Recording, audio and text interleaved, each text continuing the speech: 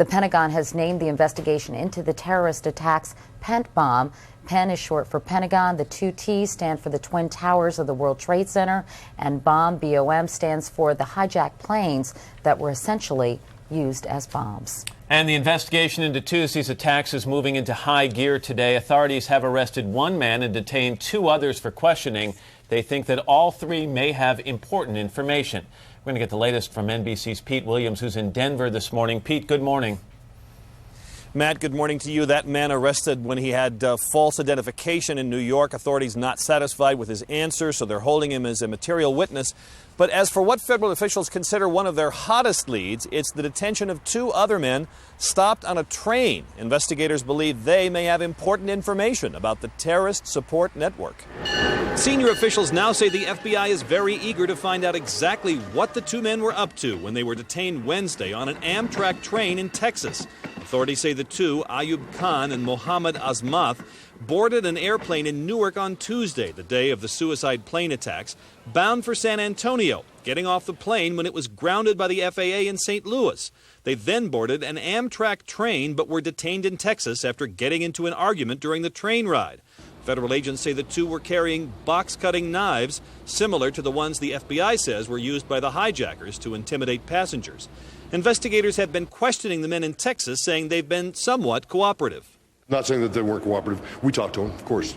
But now authorities plan to question them further in New York. And a senior government official tells NBC News he believes they likely have information about the terrorist network responsible for this week's attacks.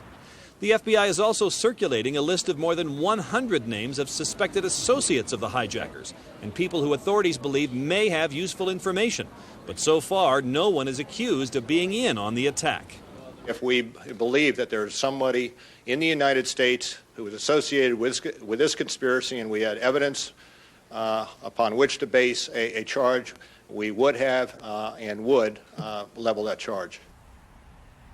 Officials also say they found what they believe is a computer used by one of the hijackers containing plans about the hijacking, but nothing, they say, about any further attacks. Matt? Pete, I want to go back to the one person who was arrested here in New York. Is it my understanding that that is the same person who was arrested on that plane at JFK on Thursday during that incident that we thought was irrelevant? Taken off the plane, that's right. They don't believe that he posed any risk. They're not detaining him because they believe he intended to do anything illegal on that airplane.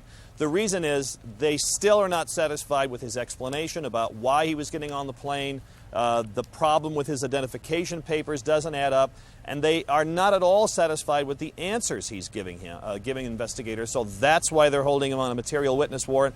That's indeed what these are often for. It allows you to hold someone, even though you don't have criminal charges against them, because you believe they could aid the investigation. All right, NBC's Pete Williams in Denver this morning. Pete, thanks very much.